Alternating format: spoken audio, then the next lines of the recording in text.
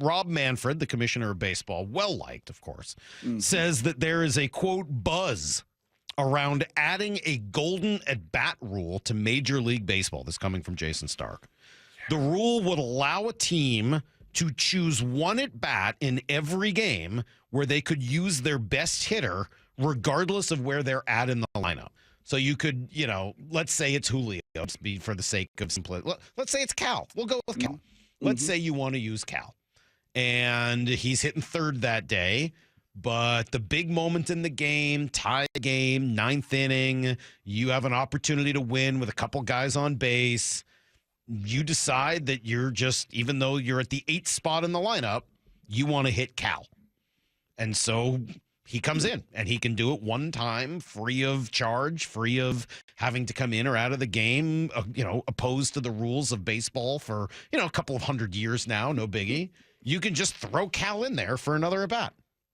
The idea is it should lead to unbelievable drama in a lot of games. Not every game, because not every game is going to be close enough. But it should lead to those moments, right? They're trying to consistently recreate the Ohtani versus Trout moment from the WBC and say, all right, how many ways can we get matchups like that so that at the end of a game, who's the best closer right now? Hader? We're going to say Hader just for the sake of conversation. Who's a great closer? Who's the most interesting closer to watch right now? Felix Bautista, Mason Miller. All right, Mason Miller. Sorry, Emmanuel Clase. That's who it is. All right, let's go with Emmanuel Clase. Yes. Okay, Emmanuel Clase. And you want, he's playing the Yankees of last year, and you want to get Judge versus Clase in the 9th inning.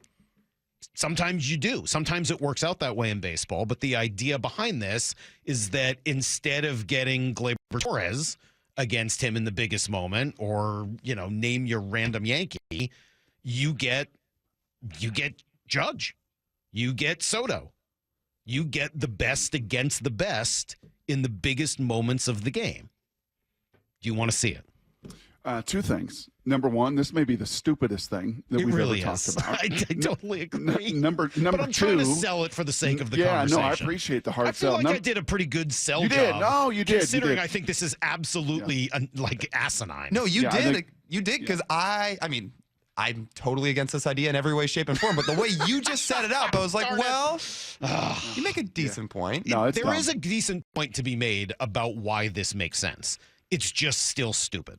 Yes. Secondly, I really thought, and maybe in the days ahead, it's going to be the same thing that happened with IHOP. Remember when IHOP played that big joke that they were going to turn into the International House of Burgers? I do remember that. IHOP. And I think actually Boy Howdy was really upset about this. He was really angry that IHOP is going to turn into IHOP. Yes. And I'm really thinking that maybe on a podcast here in the next couple of days, Manfred's like, I was just joking. No, they've been talking about this for a few years. This has been a real conversation for a couple of years now. Yeah, it's International House of Burgers dumb. Like, come on. This is so fabricated. It's contrived. It is. And it's not even, I'm trying to think, as you were setting that up so beautifully, the best you possibly could. I was trying to think of another sport where anything is even in the same family as this. Is there, like soccer, hockey, basketball, football, water polo? Is there anything? Water polo? Yes. Is there anything that has anything within a similar I can't vein? Think of anything. No, I can't either. It does feel so contrived. I get what they're trying to do. They're trying to build more drama and have more great matchups and make the ends of games even better than they are now. Like, I understand the idea. I think that's why I was able to give you the hard sell, because there is something about the idea that is noble. But the unfortunately, sometimes you just have to suck up and deal with what your game is. And sometimes you have stars that emerge, not even sometimes, right? That come out of places and have those moments, and they may be like a one-hit song wonder. Right. But man, did I have that moment. Man, did I deliver when it really mattered. Also, if you had it every night, wouldn't it lose some of its specialness? I mean, this is something we talk about with my daughter all the time, because Cecily believes more is more. No matter what, more is more. And I don't think more is always more. Sometimes less is more. And when you get those great moments, they stand out even better because you're not doing it all the time. Now, there's another conversation sort of hiding within this one, and that is whether or not this would be an even bigger beneficiary to the richest teams in baseball. And this conversation is growing this year, right? As the Dodgers are pursuing Soto and Teoscar and they already signed Blake Snell. I mean, like, they're looking to spend another $1 billion this offseason.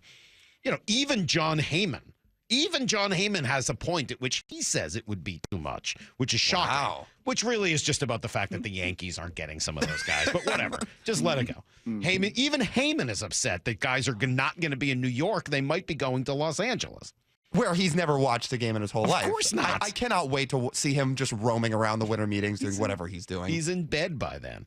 In any event, the thought is that this would add even more aid, even more juice to the best teams, because they do have a Juan Soto or an Aaron Judge or whoever it is that they can get into a game one extra time.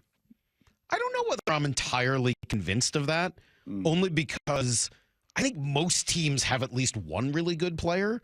So, like for Cleveland, for example, doesn't this sort of even the playing field a little bit for them if you can get Jose Ramirez up one more time at the end of a game? They don't have as deep a lineup as the Yankees or Dodgers, but Jose Ramirez is an MVP candidate year in, year out, just like Aaron Judge is or Ohtani is or anybody else. Like, in some ways, I wonder if this would conceivably even the playing field a little bit. Yeah, I just think it is not digging in the root of this, once again, is it's just so hard to hit.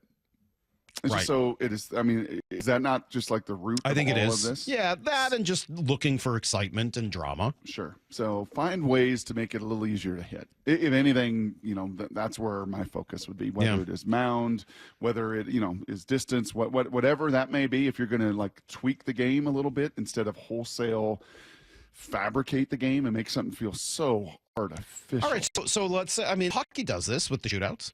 That's artificial. I mean, I grew up the game is tied. But I grew up without shootouts. It still feels artificial to me. Like every time I watch it, it's fun, it's exciting, but it feels sort of hokey. You know, when a game is tied and you're trying to decide something, so putting the ball at the 25-yard line in college football, two-point conversion, all these things do feel a little They contrived. feel a little hokey, a little contrived. This would be like that more often. There was another text in here that said they already ruined the game with the pitch clock and shift rule. No, they didn't.